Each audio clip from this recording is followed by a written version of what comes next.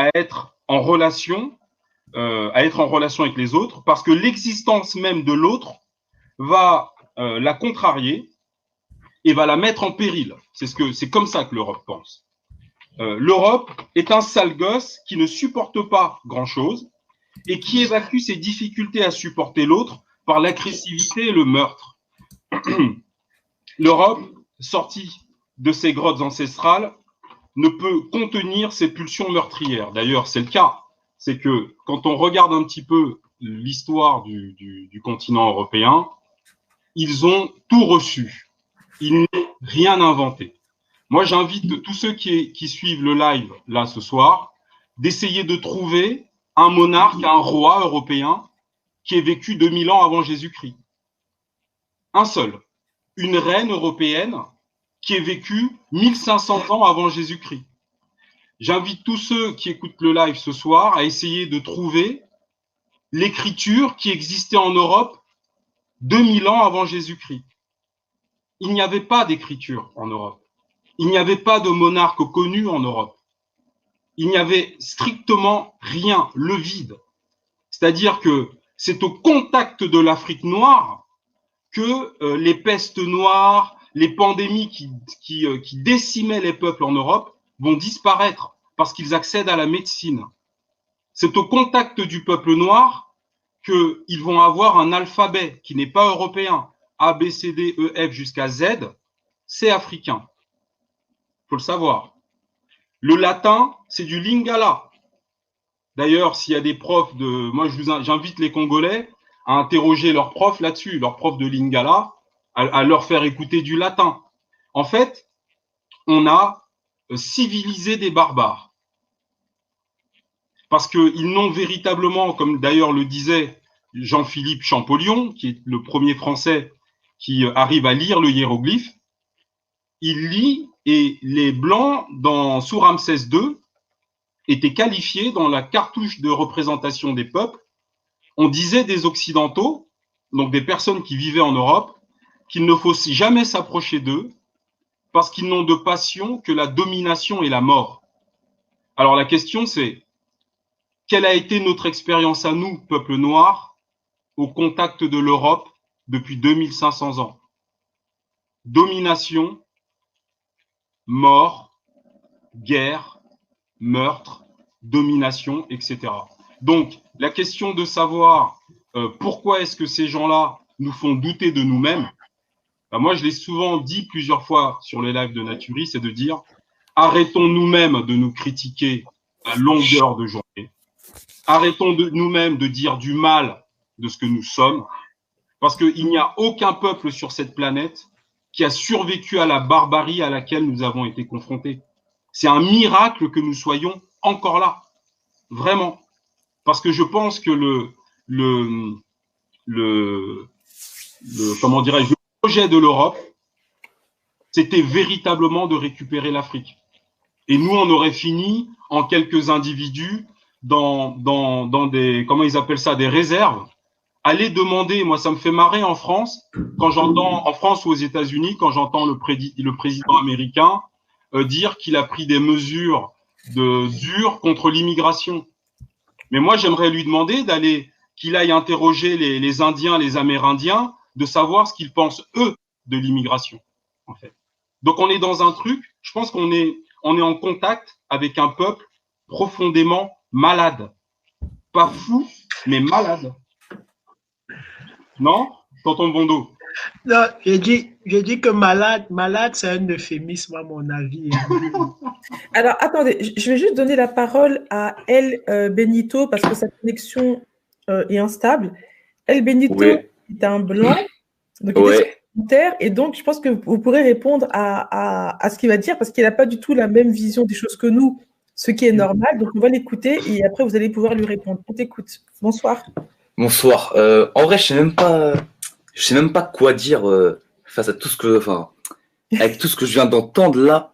Genre là, pour moi là, c'est genre de la théorie du complot là. Enfin, le fait de dire là que le latin provient du lingala, c'est pour moi, ça sonne avec autant de véracité que les gens qui disent que Beethoven était noir ou que Albert Einstein était noir, quoi. Tu devrais vérifier.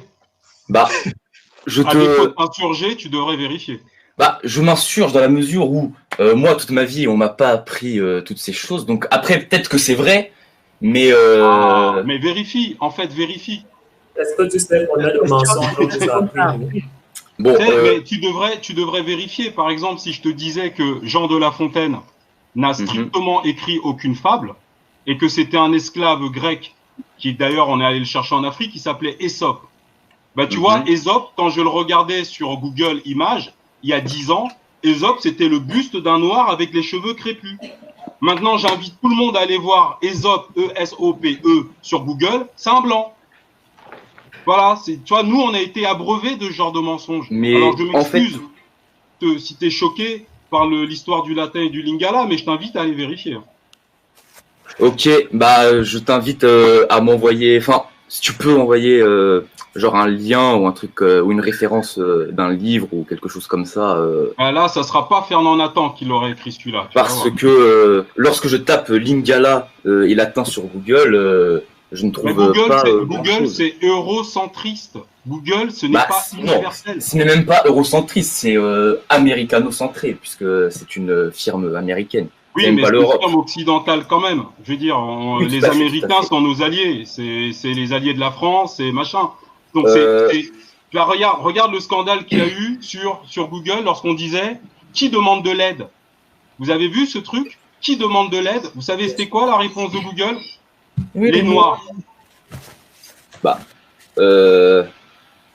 demande de l'aide ? Ouais, sur Google, tu tapais « Qui demande de l'aide ?» sur le moteur de recherche, en réponse « Les Noirs ». Bah, est-ce que c'est pas une affirmation qui est un petit peu vraie lorsqu'on analyse la situation de l'Afrique aujourd'hui? Que un enfant qui tombe par terre blanc et qui te demande de l'aide, lui, ne demande pas d'aide, ça n'existe pas. Bah oui, si, ça existe. Qui demande de l'aide? En fait, l'Afrique est tombée par terre pourquoi elle est tombée pourquoi elle est par terre, quoi, clairement. Mais tu sais pourquoi elle est par terre, je vais te le dire. Elle est par terre. Elle est par terre parce que. De chauffer. Alors. Non, elle est par terre parce que l'Afrique est par terre parce que il y a un paquet de gens qui sous prétexte d'aide alimentaire, d'accord. Moi, je me souviens d'un ministre français des Affaires étrangères qui se faisait prendre en photo avec un sac de riz sur le dos. Moi, ça me faisait bien marrer parce que je me disais, mais putain, si ce gars-là veut aider l'Afrique, bah, il irait avec des tracteurs pour de l'agriculture, pas avec des sacs de riz sur son dos pour prendre la pause. En fait, je pense sincèrement, Benito, que, tu vois, faut sortir des sentiers battus parce que. Ah, mais là, je sors des sentiers battus, là, je vais au contact. Enfin, là, je suis en minorité, par exemple, sur ce live. Je viens me confronter à la réalité, tu vois. Mais j'ai du mal à installer toutes ces idées dans mon logiciel. Voilà. Ce que tu as dit tout à l'heure, tu disais que c'est parce que la cohabitation était difficile. Est-ce que tu peux nous expliquer qu'est-ce que tu voulais dire par là, en fait? En fait, ce que je veux dire, c'est que aujourd'hui, en France, en métropole en tout cas, si il y a une sorte de montée de négrophobie, comme vous dites, de la part de beaucoup de Blancs, je ne pense pas que ça soit à cause d'un héritage colonial, tout ce qui provient de l'époque coloniale, mais je pense que c'est lié à la situation qu'il y a aujourd'hui entre les populations qui sont géographiquement situées en France. C'est-à-dire que il y a des rapports entre les groupes blancs et noirs qui, en fait, sont des rapports malsains et biaisés dans le présent. En fait, l'explication, elle n'est pas dans le passé. L'explication, elle est dans la situation d'aujourd'hui. D'accord. Dans le présent, c'est quoi ces rapports? Dis-nous, c'est quoi selon toi? Par exemple, quelqu'un comme ma grand-mère, qui a vécu dans une France, dans la douce France et tranquille, aujourd'hui, lorsqu'elle prend le bus à Paris, par exemple, elle travaille dans le 18e arrondissement, disons qu'elle voit certaines choses qui, en fait, lui donnent une mauvaise image des Noirs, la prostitution, le trafic de drogue, toutes ces choses. Et donc, inconsciemment, elle, et même moi, tout le monde, vu qu'on n'est pas du même groupe, on va généraliser cette image à tout le groupe, parce que c'est pas le même groupe, et que l'être humain, Enfin, moi, je pense que l'être humain est naturellement raciste, dans le sens où les gens qui n'appartiennent pas à son groupe, il est automatiquement Non, ça, c'est faux, hostile. ça. L'être humain, Ça, c'est pour te rassurer que tu dis ça. Ça, c'est Quand pour te un blanc rassurer. arrive en Afrique, il est accueilli comme un roi. C'est pas vrai ce que tu dis. Ça, c'est vous qui êtes raciste. En fait, le racisme, c'est la réelle spiritualité européenne. Euh, C'est le racisme. Parce que non, en mais- Afrique et dans le reste du monde, moi, je suis Mais allé les- en Birmanie. En Birmanie, dans le pays, on était probablement 2 ou 3 noirs. De parole d'un douanier birman au moment où on passe la douane, c'est ce qu'il me dit en anglais. On était peut-être 2 ou 3 noirs dans tout le pays en Birmanie il y a 2 ans. Bah, tu vois, en Birmanie, j'étais une star, quoi. Les gens, c'était génial. J'ai mangé partout. J'ai rigolé avec tout le monde. C'était génial. Le racisme, véritablement, est une spécificité occidentale, blanche, en fait. le Ça n'a Québec, rien à voir Alors, attends, avec... El Benito, je vais te répondre. El Benito, je te réponds et je laisse la parole à tonton Vondo. Donc, tu nous as pris le cas de ta grand-mère. Je comprends parfaitement. Moi, je te prends le cas de ma grand-mère qui est dans sa douce Afrique et qui voit débarquer des blancs pédophiles qui viennent simplement violer nos petites sœurs, nos mamans et nos garçons. Hein. Elle aussi, elle ne comprend pas ce qui se passe. Elle voit des blancs qui viennent s'accaparer les richesses de son pays alors qu'elle a travaillé toute sa vie difficilement sans rien avoir obtenir. Elle voit des blancs qui débarquent. Là, on parle des blancs, mais je pourrais parler des Chinois, des Libanais, je pourrais parler de tous les autres aussi. Hein. Mais là, comme tu es blanc, bon, je parle pour les blancs, mais c'est valable pour les Chinois, les Libanais, tout ce que tu veux aussi. Ma grand-mère voit exactement la même chose chez elle en Afrique. Oui. Bah, moi, je comprends qu'après, elles deviennent racistes anti-blancs, non, comme on dit. non, du tout. Elle ne devient pas raciste. c'est vous qui êtes raciste. Elle ne C'est devient ça pas le raciste. problème. Le racisme, c'est un problème occidental. C'est Pas un pas problème occidental. Bah alors, comment expliquez-vous le génocide rwandais, par exemple Bah, le enfin, génocide rwandais, c'est pas les Rwandais. En fait, El Benito, sincèrement, si tu veux avancer dans les trucs, déjà arrête de regarder la télé, sincèrement. Parce que tu peux pas avoir 2 peuples qui vivent ensemble depuis plus de 2000 ans, d'accord, et qui soudainement vont chercher des machettes pour se taper dans la gueule. Bah, Est-ce que tu connais le décret Crémieux, par exemple? Tu sais c'est quoi le décret Crémieux? Ah, ça me dit quelque chose, mais je ne sais plus exactement. Alors, le décret Crémieux, le décret Crémieux, c'est lorsque la France arrive en Algérie, d'accord, et décide, parce qu'elle arrive en tant qu'étrangère au milieu de 2 peuples qui vivent en paix depuis des milliers d'années, qui ont des fêtes en commun, qui se marient entre eux, et elle est la 3e entité, d'accord. Donc attends, je finis. Pour s'assurer de s'insérer, qu'est-ce qu'elle fait? Elle crée un décret qui va donner la nationalité française aux Juifs, par exemple, et qui va faire des Arabes, des Algériens arabes, des indigènes. Et bah tu vois, jusqu'à aujourd'hui, les Arabes et les Juifs ne peuvent pas se pisser. Et ça, c'est passé sur France 2 mardi, hein. C'est passé sur votre télévision nationale. Genre, il y a un niveau de... Il y a une ignorance là qui est insultante. Genre, ça prend l'énergie, ça fatigue en fait. Non, mais en fait, C'est bizarre d'être l'héritier. Alors, El Benito, je te réponds vite fait, et donc si je te donne la parole juste après. Donc, El Benito, tu nous parles par exemple du génocide au Rwanda. Est-ce que tu sais que le génocide au Rwanda a été fait par les Belges, les Français et les Américains? Tu sais aujourd'hui que les Belges, entre Wallons et Flamands, ils seraient prêts à se découper tellement ils se détestent. On est d'accord. Les Belges, Wallons et Flamands sont partis importer leur palabre dans les années 40 au Rwanda. C'est pas arrivé comme ça en fait. Les Rwandais se sont jamais détestés entre eux comme ça. Ce sont les Wallons et les Flamands juifs qui sont partis importer leur palabre au Rwanda depuis les années 40. Et c'est ce qui s'est passé. Et ça a donné le génocide qu'on a connu en 94. Ça a pris 50 ans pour dans les faits. Pour contrôler la région du Kivu qui est richissime. Mais dans les actes, ce sont des... Dans les faits, c'est quand même des... je sais même plus le nom des ethnies, des 2 ethnies qui étaient au Rwanda. Alors, je te donne encore un exemple. Alors, bien sûr qu'on a notre part de responsabilité et je ne la nie pas à l'intérieur. Bien sûr qu'on a notre part de responsabilité.